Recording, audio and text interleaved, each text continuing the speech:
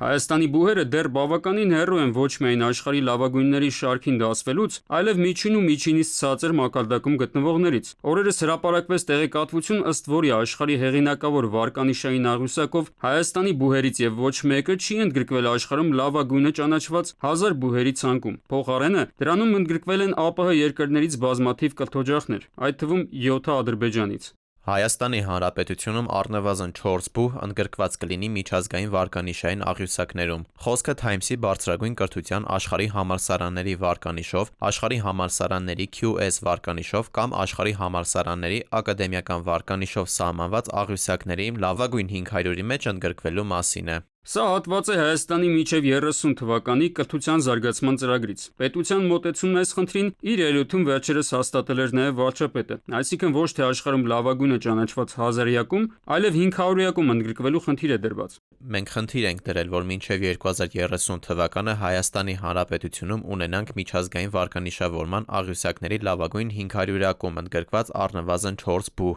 բայց ներկայիս կառուցվածքով եւ ֆիզիկական ենթակառուցվածքներով մեր բուհերը պարզապես ի վիճակի չեն հաղթահարել այդ նշաձողը։ Իսկ ինչ ասել է կառուցվածք ու ֆիզիկական ենթակառուցվածք։ Ինչ են ձեռք բերել վերջին տարիներին, ասենք ադրբեջանական 7 բուհերը, որոնք դեռ չկան մերոնց մոտ։ Համաշխարհային վարկանիշային աղյուսակներում բուհերը գնահատվում են նրանով, թե որքան հաճախ են այդ բուհերի դասախոսների եւ հետազոտողների հոդվածները օգտագործվում աշխարհի այլ գիտնականների կողմից։ Կոպիտ ասած, լավ համալսարանները արտադրում են գիտելիք, որն իր ազդեցությունը ունի աշխարհի գիտության վրա։ Հայաստանի բուհերում այդ գիտելիքի արտադրությունը դեռ ցածր մակարդակի վրա է։ Բարձրացնի, բայց այն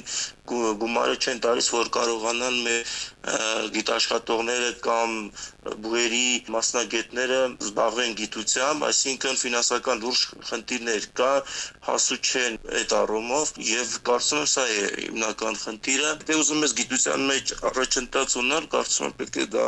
Աշխարհ ֆինանսավորի, իսկ ցավոք սրտի մեր մոտ այդ բնակավարը այդքան էլ չի ֆինանսավորվում։ Համալսարաններում կադրային խնդիրներ էլ կան։ Երկրորդ կարևոր պատճառը միջազգային կապերն ու ճանաչումն է։ Լավ համալսարանները ներգրավում են օտարերկրյա ուսանողների ու դասախոսների, իրականացնում են բազմաթիվ միջազգային ծրագրեր եւ համատեղ հետազոտություններ, ինչի շնորհիվ դառնում են տեսանելի ու ճանաչելի ողջ աշխարհում։ Հայաստանի բուհերը հիմնականում ավելի փակ համակարգում են աշխատում։ Օտարերկրյա մասնակցությունը քիչ է եւ միջազգային համագործակցությունը սահմանափակ է, ինչի հետևանքով էլ դրանց անունի եւ ազդեցությունը գլոբալ մակարդակում ճանաչելի չէ։ Միջազգային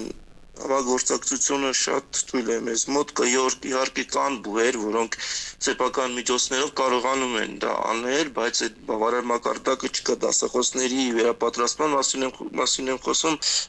միջազգային փորձի պակաս կարող է լինել, մեր մոտ այդքան էլ միջազգային համագործակցությունը շատ ցածր է։ Երրորդ հիմնական պատճառը ֆինանսավորումն ու ռեսուրսներն են։ Աշխարհի առաջատար համալսարանները ունեն մեծ բյուջեներ, որոնք ներդնում են լաբորատորիաների, ժամանակակից տեխնիկայի, հետազոտական կենտրոնների եւ լավագույն մասնագետների վրա։ Այդ ռեսուրսների շնորհիվ նրանք կարողանում են ստեղծել բարձր մակարդակի գիտություն եւ կրթություն։ Հայաստանում ֆինանսական հնարավորությունները համեմատաբար սահմանափակ են, եւ բուհերը չեն կարող նույն չափով զարգացնել իրենց գիտական ու կրթական միջավայրը։